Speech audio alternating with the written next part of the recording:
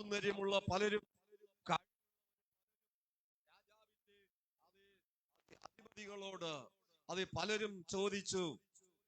ഒരുപാട് രാജാവിനെ പ്രസാദിപ്പിക്കാനുള്ള സമ്മാനങ്ങൾ വാങ്ങി രാജകൊട്ടാരത്തിലേക്ക് ചെല്ലുമ്പോൾ അത് എസ്തേർ അധികമായി ഒന്നും ചോദിച്ചില്ല. അവൾക്ക് അവിടെ പരിചാരകർ കൊടുത്തത് മാത്രം കൊണ്ടുപോയി. എന്താ കാര്യം? അവൾക്കറിയാം, ഞാൻ കൊണ്ടുപോകുന്ന സമ്മാനത്തിനല്ല, എന്റെ ഹൃദയത്തിന്റെ ഉള്ളറകളെ അറിയുന്ന ഒരപ്പൻ സ്വർഗത്തിലുണ്ട്.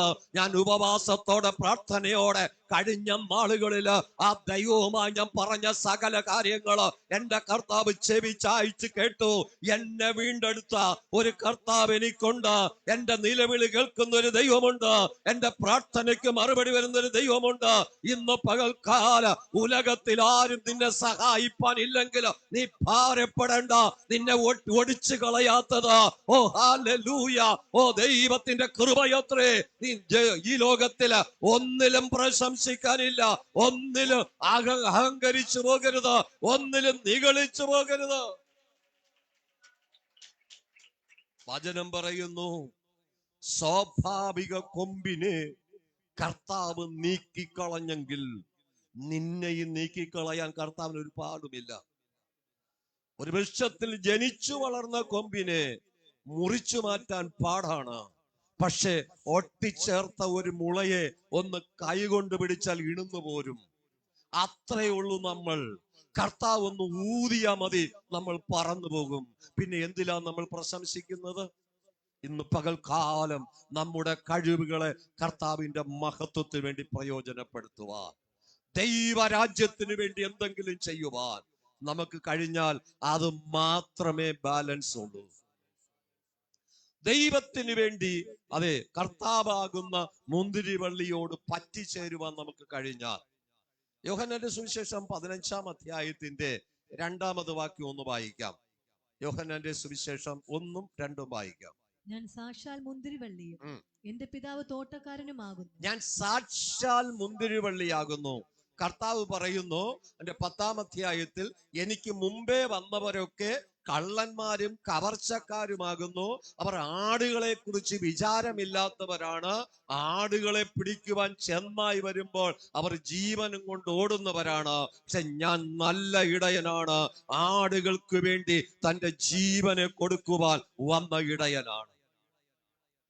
ദൈവത്തിന്റെ സന്നിധിയിൽ പ്രാർത്ഥിക്കുന്ന ദൈവമക്കളെ, നാം നല്ല ഇടയനായി കർത്താവിന്റെ സന്നിധിയിലേക്ക് നമ്മൾ അടുത്തു വരുമ്പോൾ, നമ്മുടെ നല്ല ഇടയനായ കർത്താവാകുന്ന നല്ല മുന്തിരിവള്ളിയോട് നമ്മൾ പറ്റിയിരിപ്പാൻ ആഗ്രഹിക്കുമ്പോൾ നമ്മൾ തിരിച്ചറിയണം, എന്റെ യജമാനൻ നല്ല മുന്തിരിവള്ളിയാണ്, സാക്ഷാൽ മുന്തിരിവള്ളിയാണ്, ഒറിജിനൽ മുന്തിരിവള്ളിയാണ്.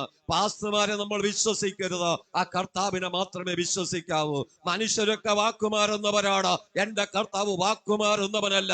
ഓവോ ഓവോ എന്നും ഇല്ല ഇല്ല എന്നും കർത്താവിന്റെ സന്നിധിയിൽ ഇല്ല. ഇന്ന് പകൽ 2-ാം വാക്യം വായിക്കാം, 15-ന്റെ. എന്നിൽ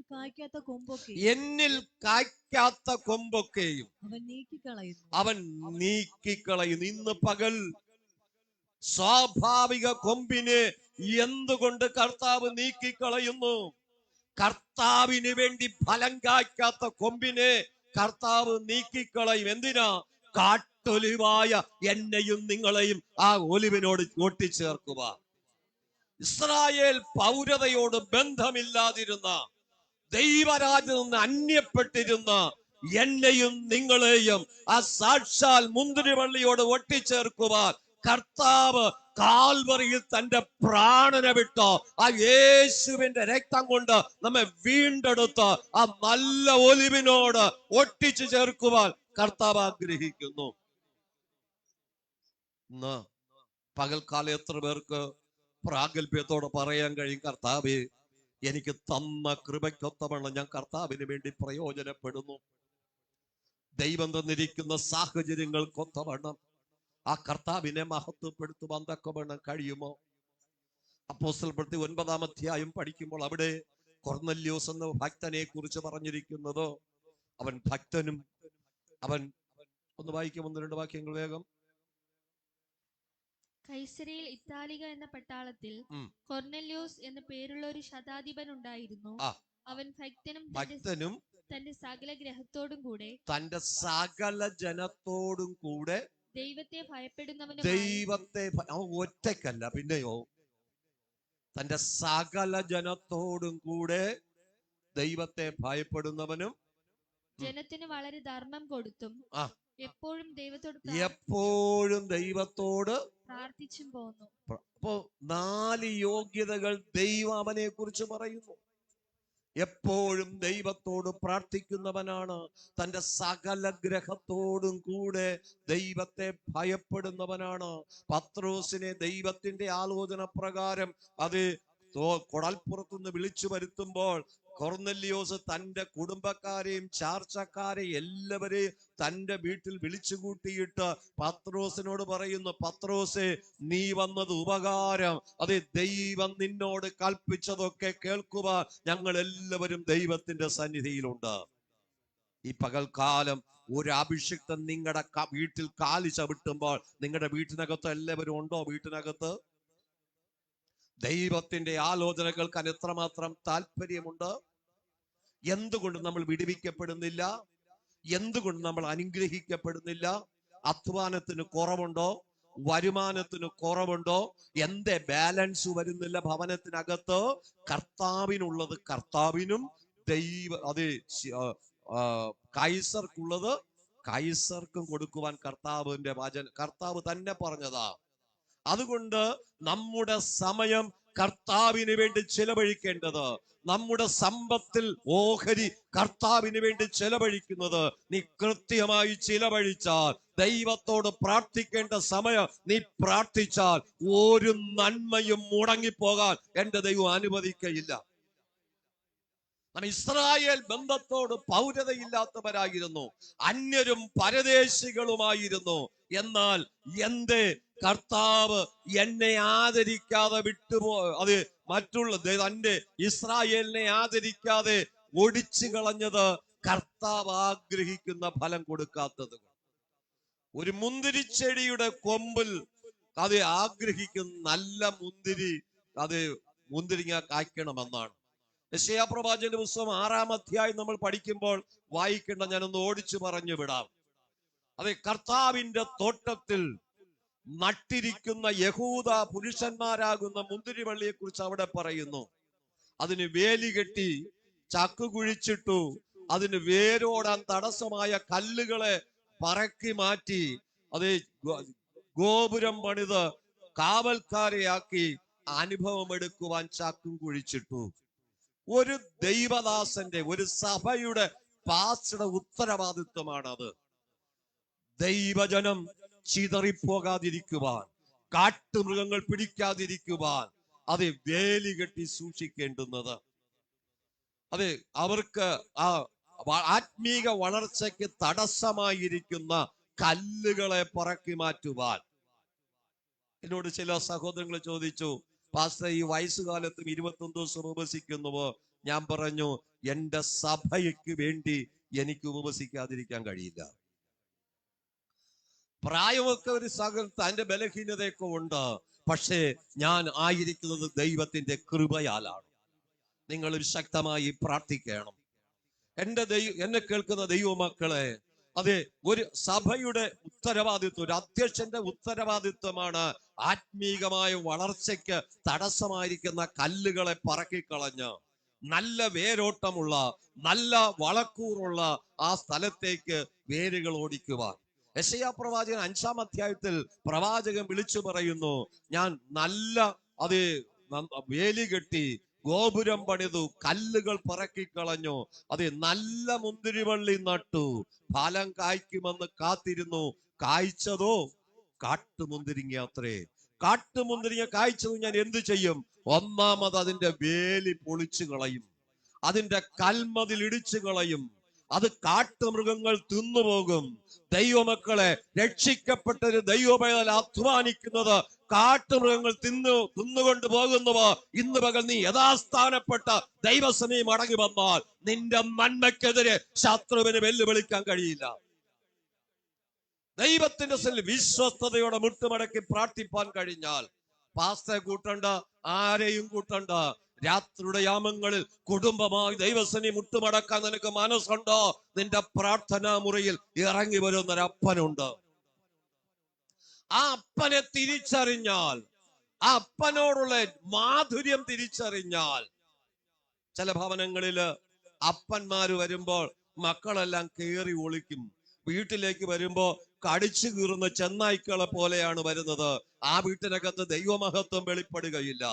പിന്നെയോ ദൈവത്തിന്റെ സാന്നിധ്യത്തോടു കൂടെ പകൽക്കാലം മുഴുവനും അധ്വാനിപ്പാൻ ബലം നൽകി, ആരോഗ്യം നൽകി, കാത്തു പരിപാലിച്ച ദൈവത്തിന് നന്ദി പറഞ്ഞുകൊണ്ട്, സ്തോത്രം പറഞ്ഞുകൊണ്ടാണ് നിന്റെ ആദരത്തിലേക്ക് പ്രവേശിക്കുന്നവോ. നീ ഭക്ഷണം കഴിച്ച് പ്രാർത്ഥിക്കുവാൻ മുട്ടുമടക്കുമ്പോൾ കർത്താവ് അവിടെ ഇറങ്ങി വരും.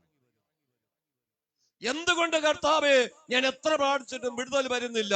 നീ ജീവിതത്തിൽ എവിടെയൊക്കെയോ ക്രമീകരിക്കപ്പെടേണ്ടതുണ്ട്. ഇവിടെ നമ്മൾ വായിച്ച വേദഭാഗത്തിൽ നീ നെളിയാതെ ഭയപ്പെടുക. പച്ചമല, അതിനെ വിവരിക്കേണ്ട കാര്യമില്ല. നമ്മുടെ ജീവിതത്തിൽ എവിടെയെങ്കിലും അഹങ്കാരം വന്നു പോയിട്ടുണ്ടോ? നിഗളം വന്നു പോയിട്ടുണ്ടോ? ശലോമോൻ പറയുന്നു, നിഗളം വീഴ്ചയ്ക്ക് മുന്നോടിയാണ്. എവിടെ നിഗളം വരുന്നുവോ, എനിക്ക് കഴിയുമെന്നാല് ചിന്തിക്കുന്നുവോ, നീ വീഴാൻ തുടങ്ങിയെന്ന് വേദപുസ്തകം പറയുന്നു. സ്വന്തം അതേ ഒലിവ് കൊമ്പിനെ ആദരിക്കാതെ ഓടിച്ചു കളഞ്ഞിട്ട് കാട്ടൊലിവായ എന്നെയും നിങ്ങളെയും സാക്ഷാൽ ദൈവപുത്രനായി ക്രിസ്തുവിനോട് ഒട്ടിച്ചേർക്കുവാൻ പിതാവിന് ഇഷ്ടം തോന്നിയെങ്കിൽ ഇന്ന് പകൽക്കാലം എത്രമാത്രം നമ്മുടെ ഈ ലോക ജീവിതം ഭയത്തോടെ കഴിക്കണം. ഭയത്തോടും വിറയലോടും അല്ലാതെ കർത്താവിന്റെ സന്നിധി വരാൻ കഴിയില്ല. കർത്താവിന്റെ സന്നിധിയിൽ പ്രാർത്ഥിക്കുന്ന ദൈവമക്കളെ നമുക്ക് വേണ്ടി സകലതും കരുതി വച്ചിരിക്കുന്ന ദൈവമാണ്. യോഹന്നാന്റെ സുവിശേഷം 15-ാം അധ്യായത്തിന്റെ 2-ാം വാക്യം ഒരിക്കൽ കൂടെ വായിക്കാം. എന്നിൽ കായ്ക്കാത്ത കൊമ്പൊക്കെയും അവൻ നീക്കിക്കളയുന്നു. കായ്ക്കുന്നതൊക്കെയും അധികം ഫലം കായ്ക്കേണ്ടതിന് നമ്മെ കർത്താവ് ചെത്തുന്നുവെങ്കിൽ. എബ്രായർ 4:12 പറയുന്നു, ദൈവത്തിന്റെ വചനം ജീവനും ചൈതന്യമുള്ളതാണ്, അത് ഇരുവായ്ത്തലയുള്ള ഏത് വാളിനേക്കാളും മൂർച്ചയുള്ളതാണ്. യോഹന്നാൻ 15:4 പറയുന്നു, ഞാൻ ഇപ്പോൾ നിങ്ങളോട് സംസാരിച്ച വചനം നിമിത്തം നിങ്ങൾ ശുദ്ധിയുള്ളവരാകുന്നു. കർത്താവ് നമ്മെ ശുദ്ധീകരിക്കുന്നത് ദൈവ വചനത്താലാണ്. നാം കേൾക്കുന്ന ദൈവത്തിന്റെ വചനം എന്നോട് ദൈവത്തിന് പറയാനുള്ള ദൂതാണെന്ന് ഏറ്റെടുക്കുവാൻ, ആ വചനത്തിനു മുമ്പിൽ ഭയത്തോടെ അനുസരിപ്പാൻ ആര് തയ്യാറാകുന്നു, അവർക്കാണ് ദൈവത്തിന് വേണ്ടി ഫലം കായ്ക്കാൻ കഴിയുന്നത്.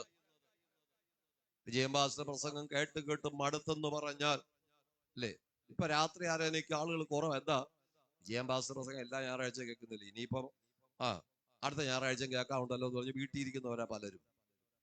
ഇല്ല, ഈ ഒരാഴ്ചയും കൂടെ ഞാൻ തന്നെ പ്രസംഗിക്കും. താല്പര്യമുള്ളവർ വന്നാൽ മതി, നിങ്ങളുടെ ആവശ്യങ്ങൾക്ക് വേണ്ടി പ്രാർത്ഥിക്കാൻ.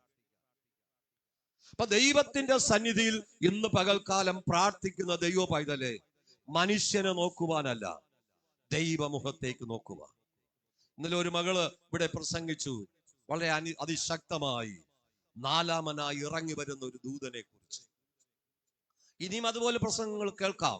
അത് പ്രസംഗം കേൾക്കുവോ, ആര് പ്രസംഗിക്കുന്നില്ല എന്നുള്ളതല്ല, എനിക്ക് കിട്ടുന്ന അവസരം, എന്നെ ജീവനോടെ ദൈവം ശേഷിപ്പിച്ചതിന് ദൈവത്തിന് നന്ദി പറയുക.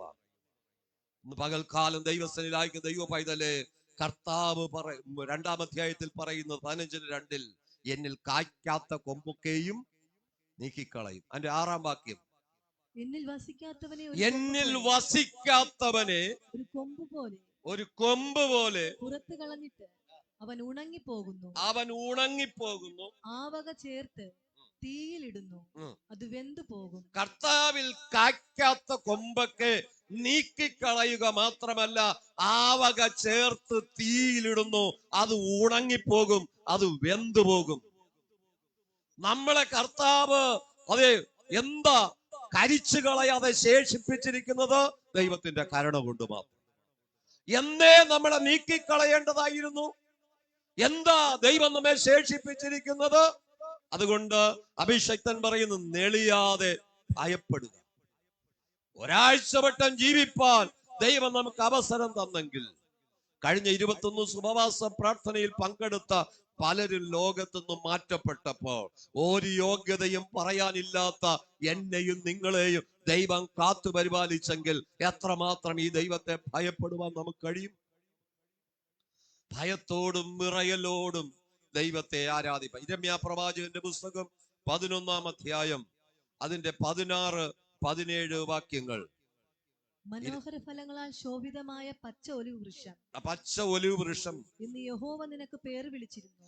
ദൈവജനത്തെ കർത്താവ് വിളിച്ചിരിക്കുന്ന പേര് മനോഹരമായി തഴച്ചിരിക്കുന്ന പച്ച ഒലിവ് വൃക്ഷം. വായിക്കാം. എന്നാൽ മഹാകോലാഹലത്തോടെ അവൻ അതിനെ തീ വച്ചു കളഞ്ഞു. മഹാകോലാഹലത്തോടെ, ആരവത്തോടെ പച്ച ഒലിവ് മരമായതിനെ പോലും തീ വെച്ച് കളഞ്ഞു. ദൈവത്തിന് വേണ്ടി കായ്ക്കാത്ത കൊമ്പൊക്കെ കർത്താവ് നീക്കിക്കളയുന്നു. ആ വക ചേർത്ത് തീയിലിടുന്നു, അത് വെന്തുപോകും. ഒരാഴ്ചയ്ക്ക് അപ്പുറമായി കർത്താവ് നൽകിയ ദൂത ഇത്. ഇന്ന് പകൽക്കാലം എത്ര പേർക്ക് ഭയമുണ്ട്? എന്നെ നീക്കിക്കളയാത്തത്, എന്നെ തീയിലിട്ട് ചുട്ടുകളയാത്തത്, അത് ദൈവത്തിന്റെ കരുണയാണ്. ഇന്ന് ഞാൻ മടങ്ങി വരാൻ തയ്യാറാണ്. യേശു അപ്പനോട് പറ്റി നിൽക്കുവാൻ, ക്രിസ്തുവാകുന്ന മുന്തിരിവള്ളിയോട്, ഒലിവ് വൃക്ഷത്തോട് പറ്റി നിൽക്കുവാൻ, കർത്താവെ, ഒരു ജാതികളായിരുന്ന എന്നെ കർത്താവിന്റെ ആകുന്ന നല്ല ഒലിവ് മരത്തോട് പറ്റിച്ചേർത്തത് അതേ ഫലം കായ്ക്കുവാൻ വേണ്ടിയാ. ഫലം കായ്ക്കാത്ത കൊമ്പിനെ നീക്കിക്കളയുകയും ആവക ചേർത്ത് തീയിലിടുകയും ചെയ്യുമ്പോൾ കായ്ക്കുന്ന കൊമ്പിനെ അധികം ഫലം കായ്ക്കുമെന്ന് യേശു യോഹന്നാന്റെ സുവിശേഷത്തിൽ 15-ാം അധ്യായത്തിൽ പറയുമ്പോൾ, ഇവിടെ പറയുന്നത് അതെ, കായ്ക്കാത്തതിനെ നീക്കിക്കളഞ്ഞിട്ട് പുതിയ ചിലതിനെ ഒട്ടിച്ചു ചേർക്കും. കർത്താവിന് വേണ്ടി പ്രയോജനപ്പെടുവാൻ വസ്തിയെ മാറ്റി എസ്തേറിനെ ഒട്ടിച്ചു ചേർത്ത ദൈവം ഇന്ന് പകൽ നമ്മുടെ സ്ഥാനങ്ങളോ മാനങ്ങളോ അത് പദവികളോ ഒന്നും ദൈവം നോക്കുകയില്ല. ദൈവത്തിന്റെ സന്നിധിയിൽ ഭയത്തോടെ വന്നാൽ, അടുത്ത വാക്യം കൂടെ, അതിന്റെ കൊമ്പുകളും ഒടിഞ്ഞു കിടക്കുന്നു. അതിന്റെ കൊമ്പുകളും ഒടിഞ്ഞു കിടക്കുന്നു. ഇസ്രായേൽ ഗൃഹവും യഹൂദ ഗൃഹവും ബാലിന് ധൂപം കാട്ടി എന്നെ കോപിപ്പിച്ചതിൽ ദോഷം പ്രവർത്തിച്ചിരിക്കയാൽ നിന്നെ നട്ടിരിക്കുന്ന സൈന്യങ്ങളുടെ യഹോവ, നിന്നെ നട്ടിരിക്കുന്ന സൈന്യങ്ങളുടെ യഹോവ നിനക്ക് അനർത്ഥം വിധിച്ചിരിക്കുന്നു. നിന്നെ അനർത്ഥം വിധിച്ചിരിക്കുന്നു. ദൈവം ഒരു കുടുംബത്തിന് നേരെ അനർത്ഥം വിധിച്ചാൽ, ദൈവം ഒരു വ്യക്തിക്ക് വരെ അനർത്ഥം വിധിച്ചാൽ ആർക്കും അതിനെ പരിഹരിപ്പാൻ കഴിയുകയില്ല. ദൈവത്തിന്റെ സന്നിധിയില് ഇന്ന് എത്ര പേർക്ക് ഭയത്തോടെ പറയാൻ കഴിയും, ഞാൻ എവിടെയോ അകന്നുപോയ അപ്പാ, ഞാന് അങ്ങയോട് പറ്റിച്ചേരുവാ. ദൈവം ആഗ്രഹിക്കുന്ന നിലയിൽ ഫലം കൊടുക്കാൻ കഴിയാതെ പോകുന്നു. അങ്ങയോട് പറ്റി നിൽക്കുവാൻ എന്നെ ഒരുക്കണമേ എന്ന് പറയുവാൻ എത്ര പേർക്ക് കഴിയും? 1 കൊരിന്ത്യർ ലേഖനം 10-ാം അധ്യായം അതിന്റെ 12-ാമത് വാക്യം. 1 കൊരിന്ത്യർ ലേഖനം 10-ാം അധ്യായത്തിന്റെ 12-ാമത് വചനം. ആകയാൽ താൻ നിൽക്കുന്നു എന്ന് തോന്നുന്നവൻ വീഴാതിരിപ്പാൻ നോക്കിക്കൊള്ളട്ടെ. ഞാൻ നിൽക്കുന്നു എന്ന് തോന്നുന്നവൻ വീഴാതിരിപ്പാൻ നോക്കിക്കൊള്ളട്ടെ. കർത്താവ് പറഞ്ഞൊരു ഉപമയിൽ, മുന്തിരിത്തോട്ടത്തിൽ ഒരു അത്തിവൃക്ഷത്തിൽ യേശു കർത്താവ് ഫലം നോക്കി വന്നു. അതിൽ ഫലമില്ലാത്തത് കൊണ്ട് ഇനി നീ ഒരാർക്കും ഫലം കൊടുക്കല്ലെന്ന് പറഞ്ഞപ്പോൾ ക്ഷണത്തിൽ അത്തി ഉണങ്ങിപ്പോയി. മുന്തിരിത്തോട്ടം നട്ടിരുന്ന ഒരു അത്തിവൃക്ഷത്തിൽ അത് ഫലം നോക്കി വന്നപ്പോൾ യജമാനന് ഫലം കാണാൻ കഴിയാതെ വന്നപ്പോൾ യജമാനൻ പറയും, നീ സ്ഥലം നീ നിഷ്ഫലമാക്കുന്നത് എന്തിന്? ഇതിനെ വെട്ടിക്കളയാ. തോട്ടക്കാരൻ പറയുന്നു, യജമാനനെ 1 വർഷം കൂടെ കിളച്ചു വളമിടുവോളം ഞാൻ നോക്കട്ടെ, ഞാൻ കിളയ്ക്കാം, വളമിടാം, വെള്ളമൊഴിക്കാം.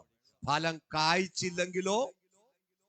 അപ്പൊ ഇന്ന് പകൽക്കാലം ദൈവത്തിന് വേണ്ടി ഫലം കായ്ച്ചില്ല എങ്കിൽ, ആത്മീകമായി വളരുവാൻ കഴിഞ്ഞില്ലെങ്കിൽ, നമ്മെ വെട്ടിക്കളയുവാൻ തക്കവണ്ണം യോഹന്നാൻ സ്നാപകൻ വിളിച്ചു പറയുന്നു, ഇപ്പോൾ തന്നെ വൃക്ഷങ്ങളുടെ ചുവട്ടിന് കോടാലി വച്ചിരിക്കുന്നു.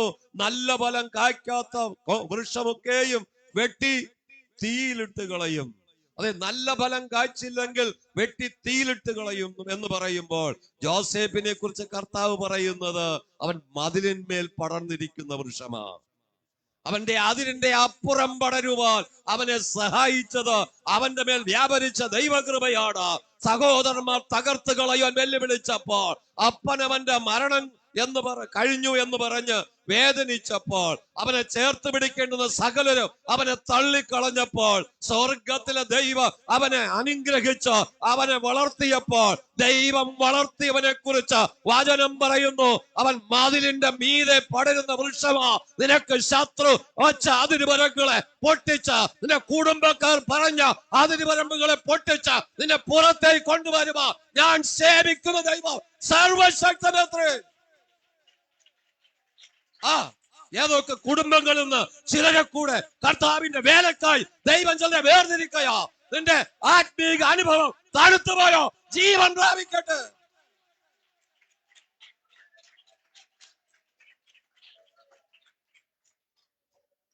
ഹല്ലേലൂയ. ശോഭിച്ച ഒലിവ് വൃക്ഷത്തെ അതാ ഒടിച്ചു കളയുന്ന ദൈവം. നിന്നെ നട്ടിരുന്ന യഹോവ തന്നെ നിനക്ക് അനർത്ഥം വിധിച്ചിരിക്കുന്നു. നമുക്ക് അനർത്ഥം വരാതിരിക്കുവാൻ എത്രമാത്രം ദൈവത്തെ ഭയപ്പെടുവാനായിട്ട് നമുക്ക് 52-ാം സങ്കീർത്തനം 8-9 വാക്യങ്ങൾ. 52-ാം സങ്കീർത്തനം 8-9 വാക്യങ്ങൾ. ഞാനോ ദൈവത്തിന്റെ ആലയത്തിങ്കൽ തഴച്ചിരിക്കുന്ന ഒലിവ് വൃക്ഷം പോലെ ആകുന്നു. ഞാനോ ദൈവത്തിന്റെ ആലയത്തിൽ തഴച്ചിരിക്കുന്ന ഒലിവ് വൃക്ഷം പോലെ ആകുന്നു. നമ്മൾ എവിടെയാണ് തഴയ്ക്കേണ്ടത്? ദൈവസന്നിധി, ആത്മീകത്തിൽ, ദൈവവുമായുള്ള ബന്ധത്തിൽ. നമ്മൾ വായിച്ചു, കൊമ്പിന് പ്രശംസിക്കാൻ അവകാശമില്ല, നിന്നെ ചുമക്കുന്നൊരു വേരുണ്ട്. കർത്താവ് നമ്മെ ചുമന്നില്ല എങ്കിൽ, കർത്താവ് നമ്മെ നടത്തിയില്ലെങ്കിൽ നമ്മുടെ ജീവിതം ശൂന്യമാണ്. ദൈവം നമ്മെ നടത്തണം. ദൈവത്തിന്റെ സന്നിധി പ്രാർത്ഥിക്കുന്ന ദൈവ പൈതലേ, ഇന്ന് പകൽ ദൈവം നമ്മെ സംരക്ഷിച്ചില്ല എങ്കിൽ നമുക്ക് നിൽക്കുവാൻ കഴിയുകയില്ല. ഇവിടെ കർത്താവ് പറയുന്നു, ഞാനോ ആലയത്തിൽ, അഭിഷേകം പറയുന്നു, ആലയത്തിൽ തഴച്ചിരിക്കുന്ന ഒലിവൃക്ഷം. അടുത്ത ഭാഗം, ഞാൻ ദൈവത്തിന്റെ ദയയിൽ എന്നും എന്നേക്കും ആശ്രയിക്കുന്നു. അപ്പോൾ ദൈവത്തിന്റെ അഭിഷേകം പറയുന്നു, എന്തുകൊണ്ടാ നിനക്ക് തഴപ്പ് വന്നത്? എന്നേക്കും ഞാൻ ദൈവത്തിന്റെ കൃപയിൽ ആശ്രയിക്കുന്നു. അടുത്ത വാക്യം, നീ അത് ചെയ്തിരിക്കൊണ്ട് ഞാൻ നിനക്ക് എന്നും സ്തോത്രം ചെയ്യും. നമ്മൾ ഇടവിടാതെ ദൈവത്തിന് നന്ദി പറയണം. ജീവനോടെ നമ്മെ ശേഷിപ്പിച്ചെങ്കിൽ, ഒരു ആഴ്ചവട്ട കാലം കൂടെ ജീവനോടെ നമ്മെ കാത്തു പരിപാലിച്ചെങ്കിൽ, ഇടവിടാതെ ആ ദൈവത്തിന് നന്ദി പറയുവാൻ തക്കവണ്ണം നമുക്കിടയായി തീരണം. 2 കൊരിന്ത്യർ ലേഖനം 1-ാം അധ്യായം 24-ാമത് വാക്യം. 2 കൊരിന്ത്യർ ലേഖനം 1-ാം അധ്യായം 24-ാമത് വാക്യം. നിങ്ങളുടെ വിശ്വാസത്തിന്മേൽ ഞങ്ങൾ കർത്തൃത്വമുള്ളവർ എന്നല്ല, നിങ്ങളുടെ സന്തോഷത്തിന് ഞങ്ങൾ സഹായികൾ അത്രേ. നിങ്ങളുടെ സന്തോഷത്തിന് ഞങ്ങൾ സഹായികൾ അത്രേ. വിശ്വാസ സംബന്ധമായി നിങ്ങൾ ഉറച്ചു നിൽക്കുന്നുവല്ലോ. വിശ്വാസ സംബന്ധമായി നിങ്ങൾ ഉറച്ചു നിൽക്കുന്നു എങ്കിൽ,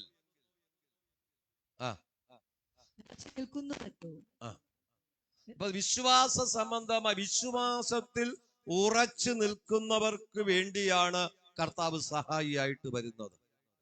ജീവിതത്തിൽ പ്രയാസങ്ങൾ വരുമ്പോൾ ആടിപ്പോകുന്നവരായിട്ടല്ല. ഞാൻ ആരെ വിശ്വസിച്ചിരിക്കുന്നു അവൻ എന്റെ ഉപനിധി, ആ ദിവസം കാക്കുവാൻ ശക്തന് ഞാൻ ഉറച്ചിരിക്കും.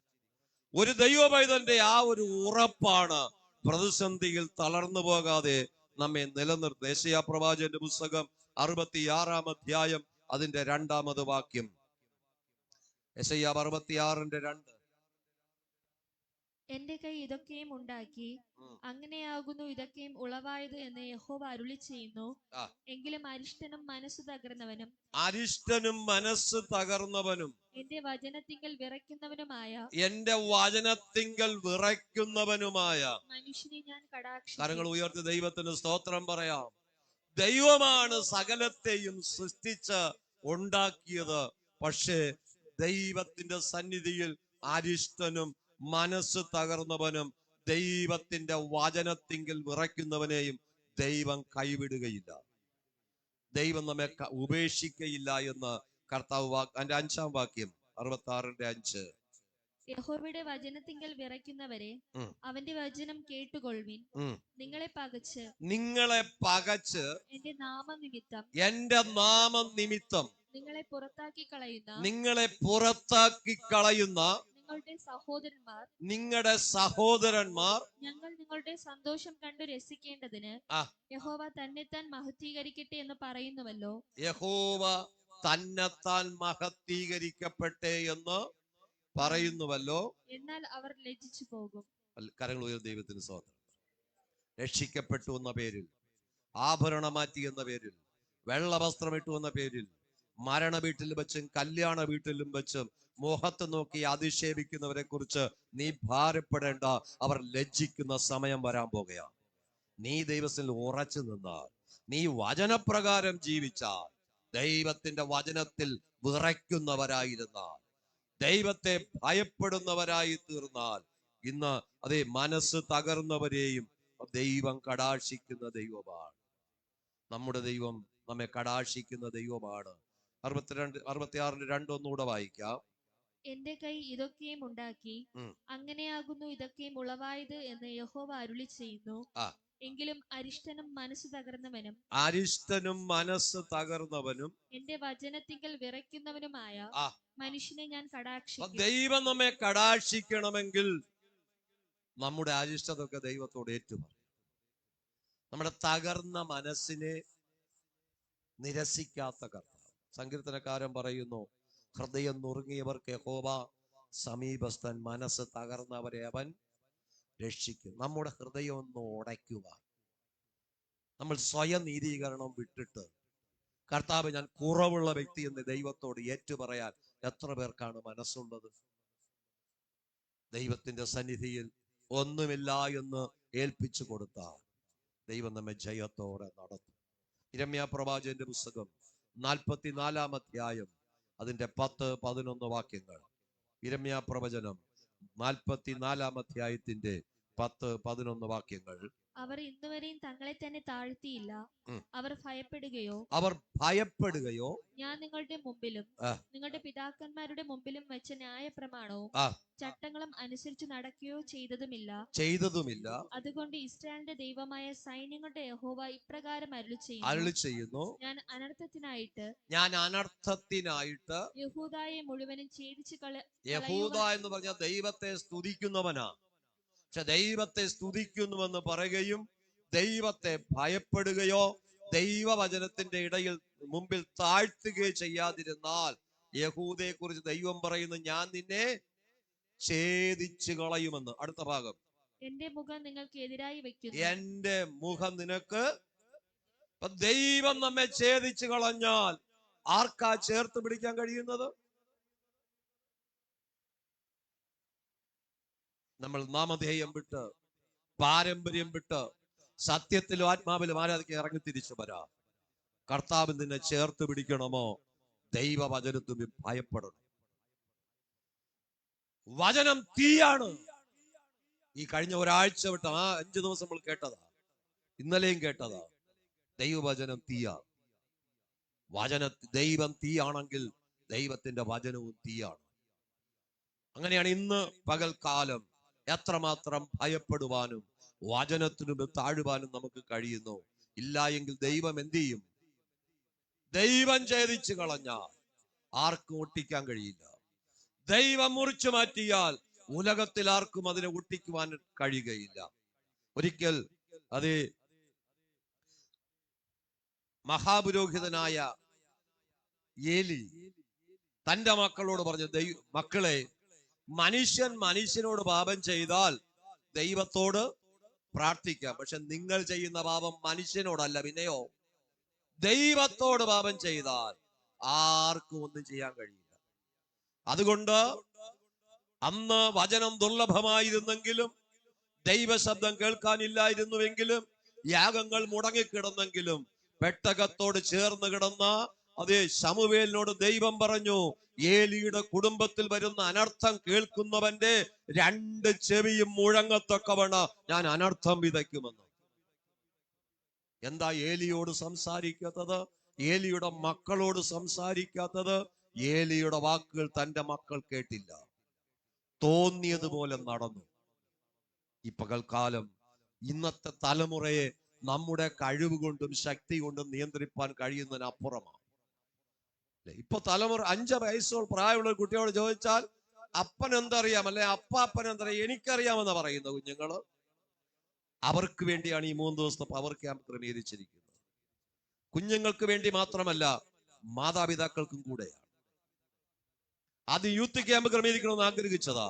പക്ഷെ സകല മാതാപിതാക്കളെയും കൂടെ ഉൾക്കൊള്ളിക്കുവാൻ വേണ്ടിയാണ് അങ്ങനെ ക്രമീകരണം ചെയ്തത്. എന്തുമാത്രം ഇന്ന് നിങ്ങൾ അതിനുവേണ്ടി പ്രാർത്ഥിക്കും. എനിക്ക് ദൈവം തലമുറകളെ ദൈവത്തോട് ഒട്ടിച്ചേർക്കുന്ന ദിവസങ്ങളായത് മാറ്റണമേ എന്ന് എത്ര പേർക്ക് പറയാൻ കഴിയും? കർത്താവിന്റെ സന്നിധിയിൽ അതെ വചനം പറയുന്നു, അതെ ഭയപ്പെടുകയോ താഴ്ത്തുകയോ ചെയ്യാത്തത് കൊണ്ട് ദൈവം ഛേദിച്ചു കളയും, എന്റെ മുഖം അവർക്ക് പ്രതികൂലമായിരിക്കും. റോമാലേഖനം 12-ാം അധ്യായം അതിന്റെ 3-ാമത് വാക്യം വായിക്കുമ്പോൾ, റോമാലേഖനം 12:3, ഭാവിക്കേണ്ടതിനു മീതെ ഭാവിച്ചുയരാതെ ദൈവം അവനവന് വിശ്വാസത്തിന്റെ അളവ് പങ്കിട്ടതുപോലെ സുബോധമാകും വണ്ണം ഭാവിക്കണമെന്ന് ഞാൻ എനിക്ക് ലഭിച്ച കൃപയാൽ നിങ്ങളിൽ ഓരോരുത്തരോടും പറയുന്നു. നമുക്ക് ലഭിച്ചതിന് അപ്പുറം ഒന്നും നമ്മൾ ഭാവിക്കേണ്ട. ഓരോരുത്തർക്കും ദൈവം തന്നിരിക്കുന്ന കൃപാവരങ്ങളെ ജ്വലിപ്പിക്കുവാൻ ഉപവാസത്താലും പ്രാർത്ഥനയാലും കർത്താവിന്റെ പാദപീഠത്തിൽ മുട്ടുമടക്കിയാൽ മതി. ഇല്ലാത്തതിനെ ഉണ്ടെന്ന് നമ്മൾ കാണിക്കേണ്ട കാര്യമില്ല.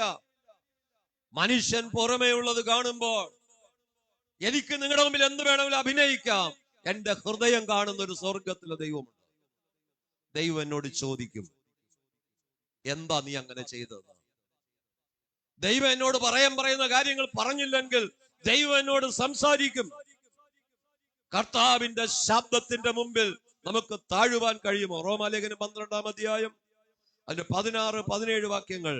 തമ്മിൽ ഐക്യമത്യമുള്ളവരായി വലിപ്പം ഭാവിക്കാതെ, തമ്മിൽ ഐകമത്യമുള്ളവരായി വലിപ്പം ഭാവിക്കാതെ എളിയവരോട് ചേർന്നുകൊള്ളി. എന്നെക്കാൾ നന്നായി ഈ ദിവസങ്ങളിലെ കൂടെ ദൈവദാസന്മാരും സഹോദരിമാരും ദൈവവചനം പ്രസംഗിച്ചു. ഒരു പ്രാഗൽഭ്യവും പറയാനില്ല. അത് കേൾക്കുമ്പോൾ ഞാനിവിടെ ഇന്ന് കരയെ, കർത്താവേ എന്നെക്കാൾ ശക്തമായി അവരെ ഉപയോഗിക്കുന്നല്ലോ, അതിനായി നന്ദി. ഈ പകൽക്കാലം ഇവിടെ വചനം പറയുന്നു, വലിപ്പം ഭാവിക്കാതെ എളിയവരോട് ചേർന്നുകൊള്ളി. ഞാൻ ദൈവസന്നിധിയിൽ ഒന്നുമല്ല എന്ന് നമ്മെ കുറിച്ച് ഏറ്റുപറയുവാൻ നാം തയ്യാറായ സ്വർഗത്തിലെ ദൈവം നമ്മെ ജയത്തോടെ നടത്തുവാൻ ശക്തനാണ്. അപ്പൊ ദൈവത്തിന് ഞാൻ ഒരിക്കലും ഒരു ECI ചർച്ചിലായിരിക്കുമ്പോ ഒരു കപ്പ്യാർ വന്ന് ഒരാഴ്ച പറഞ്ഞു, പാസ്റ്റർ അടുത്ത ഞായറാഴ്ച ഞാൻ കാണൂല. ഞാൻ പറഞ്ഞു, ഇല്ല, എന്നെ ഉത്തരവാദിത്വം നിനക്ക് മാറി നിൽക്കാൻ പറ്റില്ല. പാസ്റ്റർ ഇല്ലെങ്കിൽ സഭാ സെക്രട്ടറി ആരാണത്തും പ്രസംഗിക്കും. പക്ഷെ കപ്പ്യാരില്ലെങ്കിൽ കപ്പ്യാരുടെ ജോലി വേറെ ആരും ചെയ്യും. ഒരു സഭയുടെ ഏറ്റവും വലിയ ഉത്തരവാദിത്വമാണ്. ഇവിടെ അങ്ങനെ ആരും ഇല്ലാത്തതിനായി ദൈവത്തെ സ്തുതിക്കും. ആലയം തുറക്കുകയും തൂക്കുകയും വൃത്തിയാക്കുകയും ആരാധനകൾ ക്രമീകരണം ചെയ്യുന്നതാണ് ഏറ്റവും വലിയ വേല. ഒരു സൺഡേ സ്കൂൾ അധ്യാപകൻ ഒരു ഞായറാഴ്ച മുടങ്ങിയാൽ ആ കുട്ടികളെ കുറിച്ചുള്ള ഉത്തരവാദിത്വം എത്രമാത്രമാ. ഏറ്റവും വലിയ വിലയാണതും. പ്രസംഗിക്കാൻ ഇവിടെ ആളില്ലെങ്കിൽ വേറെ ആളുകൾ പ്രസംഗിക്കും. പാട്ടുപാടാൻ ഒരാളല്ലെങ്കിൽ മറ്റൊരാളുണ്ടാവും. മറ്റു കാര്യങ്ങളെല്ലാം പ്രാർത്ഥിക്കാൻ ഒരാൾ വന്നാൽ വേറൊരാൾ പ്രാർത്ഥിക്കും.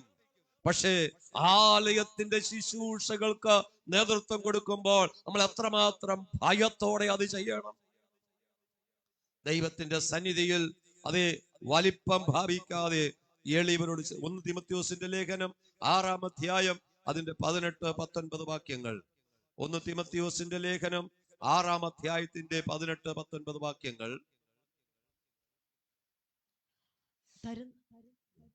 നമുക്ക് സകലവും ധാരാളമായി അനുഭവിപ്പാൻ തരുന്ന ദൈവത്തിൽ ആശ വെപ്പാനും നന്മ ചെയ്യുവാനും സൽപ്രവർത്തികളിൽ സമ്പന്നരായി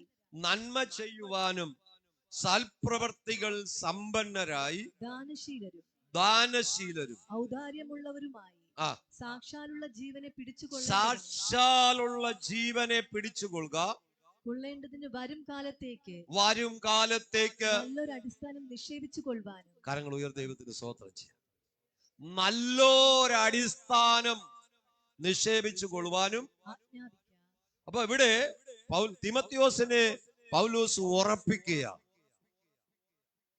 പൗലോസ് പറയുന്നു, എനിക്ക് ലഭിച്ച കൃപയ്ക്കൊത്തവണ്ണം ഞാൻ നല്ലൊരു ശില്പിയായി ഒരു അടിസ്ഥാനം ഇട്ടിരിക്കുന്നു. അടിസ്ഥാനം യേശുക്രിസ്തുവാണ്. യേശുക്രിസ്തു എന്ന അടിസ്ഥാനത്തിന്മേൽ ആണ് നമ്മുടെ ആത്മീക ജീവിതം പണിയപ്പെടുന്നുവെങ്കിൽ അത് ഒരിക്കലും തകർന്നു പോകയില്ല. അതുകൊണ്ട് കർത്താവ് ഗിരിപ്രഭാതത്തിൽ പറഞ്ഞത്, എന്റെ വചനങ്ങളെ കേട്ട് ചെയ്യുന്നവൻ പാറമേൽ അടിസ്ഥാനമുള്ള വീട് പണിത ബുദ്ധിയുള്ള മനുഷ്യനോട് തുല്യനാണ്. വൻമഴ ചൊരിഞ്ഞോട്ടെ, കാറ്റടിച്ചോട്ടെ, വെള്ളം പൊങ്ങിക്കോട്ടെ, അത് പാറമേൽ അടിസ്ഥാനമുള്ളത് കൊണ്ട് വീണു പോയില്ല.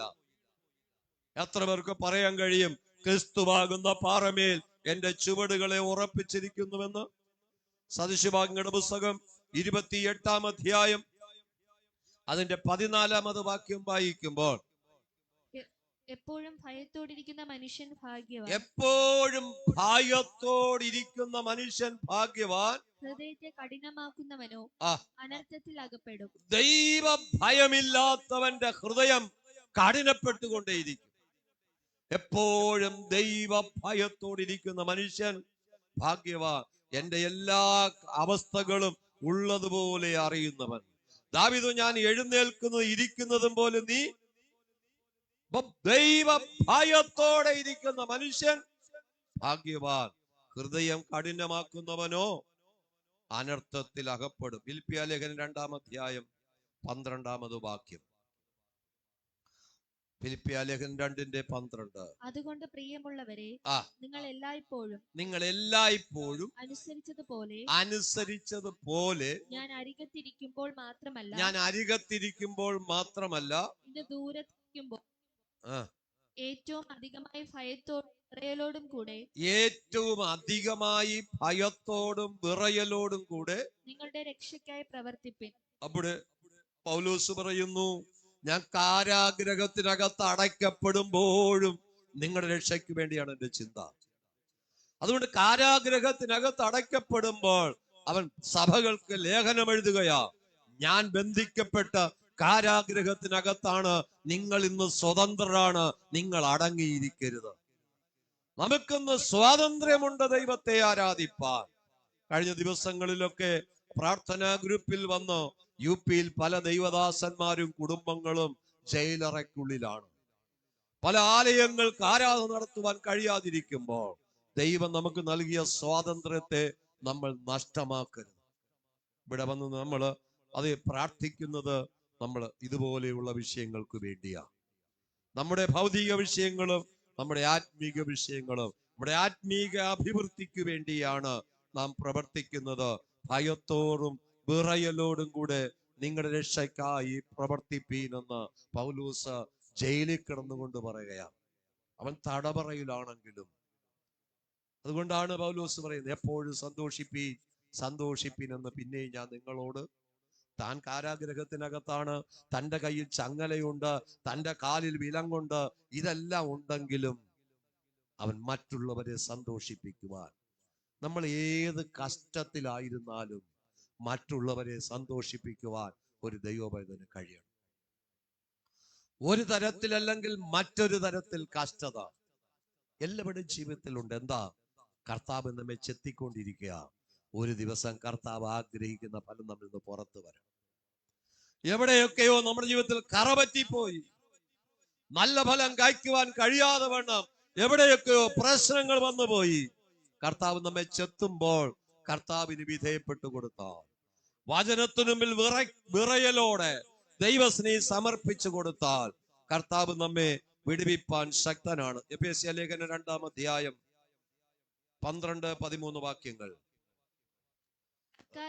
അക്കാലത്ത് നിങ്ങൾ ക്രിസ്തുവിനെ കൂടാതെ ഉള്ളവരും, മുമ്പേ നിങ്ങൾ ക്രിസ്തുവിന് കൂടാതെ ഉള്ളവരും, ഇസ്രായേൽ പൗരതയോട് ബന്ധമില്ലാത്ത കാട്ടൊലിവായിരുന്ന നിങ്ങളെ വാഗ്ദത്തത്തിന്റെ നിയമങ്ങൾക്ക് അന്യരും പ്രത്യാശയില്ലാത്തവരും ലോകത്തിൽ ദൈവമില്ലാത്തവരും ആയിരുന്നു എന്ന് ഓർത്തുകൊള്ളുവിൻ. എന്നെയും നിങ്ങളെയും കുറിച്ച് കർത്താവിന്റെ വചനം പറയുന്നത്, വാഗ്ദത്വത്തിൻ പങ്കാളിത്വത്തിൽ അവകാശമില്ലാത്തവരായിരുന്നു. നമ്മൾ അന്യരും പരദേശികളുമായിരുന്നു. ഇസ്രായേൽ പൗരതയോട് ബന്ധമില്ലാത്തവരായിരുന്നു. ക്രിസ്തുവിനെ കൂടാതെ ജീവിച്ചവരായിരുന്നു. അടുത്ത വാക്യം, മുമ്പേ ദൂരസ്ഥരായിരുന്ന നിങ്ങൾ, മുമ്പേ ക്രിസ്തുവിൽ നിന്ന് അകന്നിരുന്ന, ദൈവരാജ്യത്ത് നിന്ന് അകന്നിരുന്ന നിങ്ങളെ ഇപ്പോൾ ക്രിസ്തുയേശുവിൽ ക്രിസ്തുവിന്റെ രക്തത്താൽ, കാൽവറിയിൽ യേശു കർത്താവ് ചൊരിഞ്ഞ തന്റെ വിശുദ്ധ രക്തത്താൽ നമ്മെ സമീപസ്ഥരാക്കി. കരങ്ങളെ തട്ടി ഒന്ന് ദൈവത്തിന് മഹത്വം കൊടുക്കാം. കർത്താവിന്റെ രക്തം കൊണ്ട് നമ്മെ കൂട്ടിച്ചേർത്തത്, നമ്മെ ഒട്ടിച്ചേർത്തത്, വ്യർത്ഥവും പിതൃപാരമ്പര്യവുമായ നമ്മുടെ നടപ്പിൽ നിന്ന് നമ്മെ വീണ്ടെടുത്തത് പൊന്ന് വെള്ളി എന്നീ അഴിഞ്ഞു പോകുന്ന വസ്തുക്കളെ കൊണ്ടല്ല, ക്രിസ്തു എന്ന നിർദോഷവും നിഷ്കളങ്കവുമായ കുഞ്ഞാടിന്റെ വിലയേറിയ രക്തം കൊണ്ട്. ഒരിക്കൽ നാം ഇസ്രായേൽ പൗരതയോട് ബന്ധമില്ലായി, അന്യരായിരുന്നു, പരദേശികളായിരുന്നു. ക്രിസ്തുവുമായി ബന്ധമില്ലാതിരുന്ന നമ്മെ യേശു ക്രിസ്തുവിന്റെ രക്തത്താൽ അത് നമ്മെ കൂട്ടിച്ചേർത്തിരിക്കുന്നു. യേശുവിന്റെ രക്തം കൊണ്ട് വില കൊടുത്ത് ദൂരസ്ഥരായിരുന്ന നമ്മെ കർത്താവ് സമീപസ്ഥരാക്കി മാറ്റി. സ്വാഭാവികമായ കൊമ്പുകളെ കർത്താവ് ഓടിച്ചു കളഞ്ഞിട്ട് കാട്ടൊലിവായിരുന്ന എന്നെയും നിങ്ങളെയും കർത്താവിനോട് ഒട്ടിച്ചേർക്കുവാൻ ദൈവത്തിന് ഇഷ്ടം തോന്നിയെങ്കിൽ എല്ലാവർക്കും കണ്ണുകൾ അടക്കാം, എഴുന്നേക്കാം, ദൈവത്തോട് പ്രാർത്ഥിക്കാം. ദൈവസന്നിധി നമ്മെ തന്നെ ഏൽപ്പിച്ച ചില നിമിഷങ്ങൾ ശാന്തമായി പ്രാർത്ഥിക്കാം. മറ്റൊന്നും നോക്കണ്ട, ഇടത്തോട്ടും വലത്തോട്ടും നോക്കണ്ട. ഹന്ന തന്റെ ഹൃദയത്തിന്റെ വേദന ദൈവസന്നിധി പകർന്നതുപോലെ, അപ്പാ, ഒരു യോഗ്യതയും പറയുമില്ലാത്ത എന്നെ അങ്ങ് സ്നേഹിച്ചു, അങ്ങ് ആദരിച്ചു, അവിടുത്തെ മകനാക്കി, അവിടുത്തെ മകളാക്കി എന്നെ മാറ്റി. ആ കർത്താവിന്റെ കൃപകളെ ഓർത്ത് ആ ദൈവത്തിന് നന്ദി പറയാമോ? പ്രശംസിക്കുവാനോ പുകഴുവാനോ ഒന്നുമില്ല. അഭിഷക്തൻ ഇന്ന് പകൽക്കാലം നമ്മെ നോക്കി വിളിച്ചു പറയുന്നു, ഞെളിയാതെ ഭയപ്പെടുക. നിൽക്കുന്നു എന്ന് തോന്നുന്നവൻ വീഴാതിരിപ്പാൻ നോക്കട്ടെ. പച്ച ഒലിവ് വൃക്ഷമായ നിന്നെ ആദരിക്കാതെ ഉപേക്ഷിച്ച് കളയാതിരിക്കുക. ഇന്ന് പകൽക്കാലം എത്രമാത്രം ഭയത്തോടെ, എത്രമാത്രം വിറയലോടെ ഈ കർത്താവിന്റെ സന്നിധിയിലേക്ക് അടുത്തു വരാൻ ഹൃദയത്തിന്റെ ആഴങ്ങൾ സകലതും മറന്നു അല്പസമയം കർത്താവിന് മഹത്വം കൊടുക്കാമോ? ആ തേങ്ങല് സ്വർഗത്തിലെത്തട്ടെ. ആ നിലവിളി അപ്പൻ കേൾക്കട്ടെ. ഒരു കുഞ്ഞ് നിലവിളിച്ചാൽ ആ നിലവിളി അപ്പൻ നിരസിക്കുകയല്ല. ഇന്ന് പകൽക്കാലം ഈ ലോകത്തിലെ അപ്പനും അമ്മയും നിന്നെ മറന്നു കളഞ്ഞാലോ, മറന്നു കളയാത്തൊരപ്പൻ സ്വർഗത്തിലുണ്ട്. മനുഷ്യൻ നിന്റെ പുറമേ ഉള്ളത് കാണുമ്പോൾ നിന്റെ ഹൃദയത്തിലെ ചിന്തകളെയും വിചാരങ്ങളെയും അറിയുന്ന ഒരപ്പൻ സ്വർഗത്തിലുണ്ട്.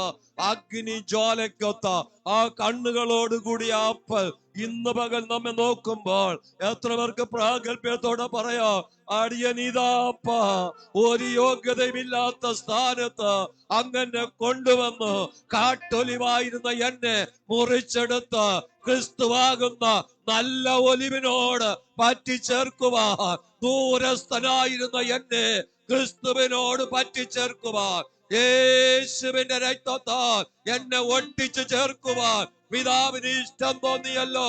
ആ ദൈവത്തിന് മഹത്വം കൊടുക്കുവാൻ എല്ലാ തരങ്ങളും തുറന്ന് ആ ദൈവത്തിന് നന്ദി പറഞ്ഞേ.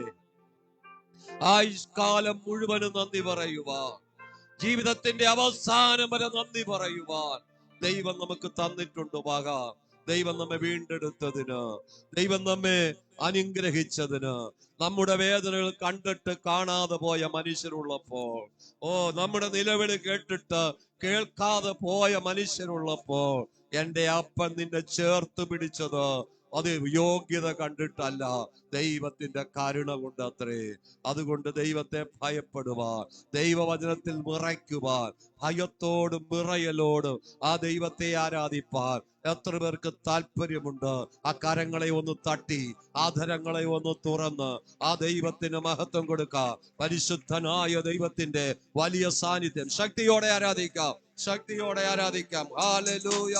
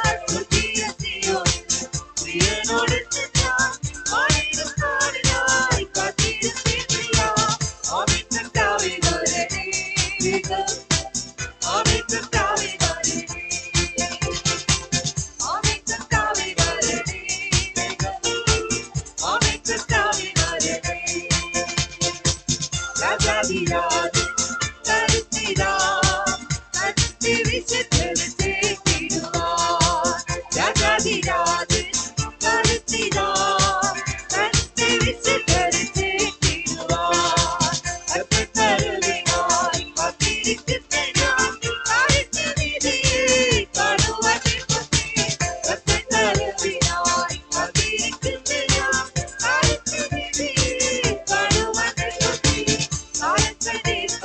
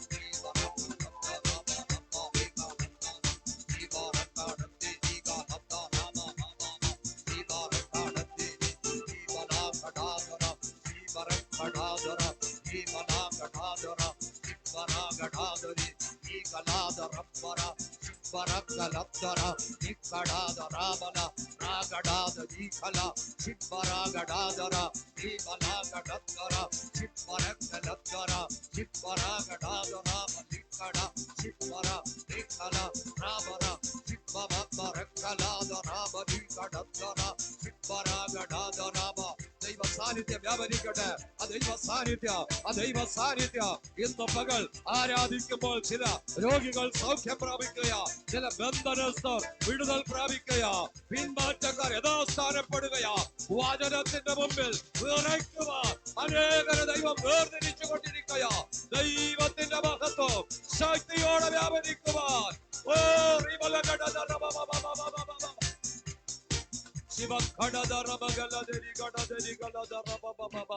പരിശുദ്ധനായ ദൈവമേ, സ്വർഗസ്ഥ പിതാവേ, ഈ നല്ല പകൽക്കാലത്തിനായി സ്തോത്രം. ഒരു വിശുദ്ധ ദിവസം കൂടെ ഒരുമിച്ച് പ്രാർത്ഥിപ്പാൻ, ഒരുമിച്ച് ദൈവത്തെ ആരാധിപ്പാൻ കർത്താവ് നൽകിയ ഭാഗ്യത്തിനായി സ്തോത്രം. പാട്ടുപാടുവാൻ, ഇൻസ്ട്രുമെന്റ്സ് ഉപയോഗിപ്പാൻ, സങ്കീർത്തനം പ്രബോധിപ്പിപ്പാൻ, മധ്യസ്ഥ പ്രാർത്ഥന നേതൃത്വം കൊടുക്കുവാൻ, ദൈവവചനം ഘോഷിപ്പാനൊക്കെ ദൈവം ശക്തീകരിച്ചല്ലോ. ഇന്ന് പകൽക്കാലം കടന്നു വന്ന ഓരോ പ്രിയപ്പെട്ടവരുടെ മേല് ദൈവത്തിന്റെ ശക്തിയെ പകരണമേ. ആത്മാവിന്റെ ശക്തിയോടെ പ്രാർത്ഥിപ്പാനും ആരാധിപ്പാനും ദൈവം ഞങ്ങൾ കൃപ നൽകിയല്ലോ. ഈ ബലത്തോടെ ഞങ്ങളെ പറഞ്ഞയക്കണമേ. ഇനിയുള്ള 14 നാളുകളിൽ ഞങ്ങളുടെ ജീവിതത്തിൽ മറക്കുവാൻ കഴിയാത്ത ദിവസങ്ങളായിരിക്കാൻ കർത്താവ് സഹായിക്കണമേ. സന്തോഷത്തോടെ ഭവനങ്ങളിൽ കടന്നുപോയി സ്വസ്ഥമായി വിശ്രമിച്ച പിന്നെയും ഒരുമിച്ച് കൂടി വരും വരെ ദൈവ സാന്നിധ്യത്തിലോ ദൈവിക സമാധാനത്തിലും എല്ലാവരെയും നിറയ്ക്കണമേ. അവിടുത്തെ കൃപയുടെ കരങ്ങളിൽ ഏൽപ്പിക്കുന്നു. ഇന്നത്തെ പകൽക്കാലം സ്വർഗത്തിലെ ദൈവം ഞങ്ങളെ ഹൃദ്യമായി ഇടപെട്ടുവല്ലോ. ഈ വചനം ഞങ്ങളോട് സംസാരിച്ചു കൊണ്ടിരിക്കണമേ. അവിടുത്തെ കൃപയുടെ കരങ്ങളിൽ ഏൽപ്പിക്കുന്നു. സാന്നിധ്യത്തിന്റെ മറവിൽ മറയ്ക്കണം. യേശുവിന്റെ നാമത്തിൽ പ്രാർത്ഥനകൾ കേൾക്കണം പരിശുദ്ധ പിതാവേ. ആമേൻ. നമ്മുടെ കർത്താവായ യേശു ക്രിസ്തുവിന്റെ കൃപയും സമാധാനം നാം ഏവരോടും, നമ്മെ കേൾപ്പിച്ച വചനങ്ങളോടും, നാം എടുത്ത തീരുമാനത്തോടും, ഭൂലോകത്തിലെ സകല വിശുദ്ധന്മാരോടും കർത്താവിന്റെ വരവ് ഉണ്ടായിരിക്കുമാറാകട്ടെ. ആമേൻ. അറുക്കപ്പെട്ട കുഞ്ഞാടിന് മഹത്വം. Hallelujah, hallelujah, hallelujah.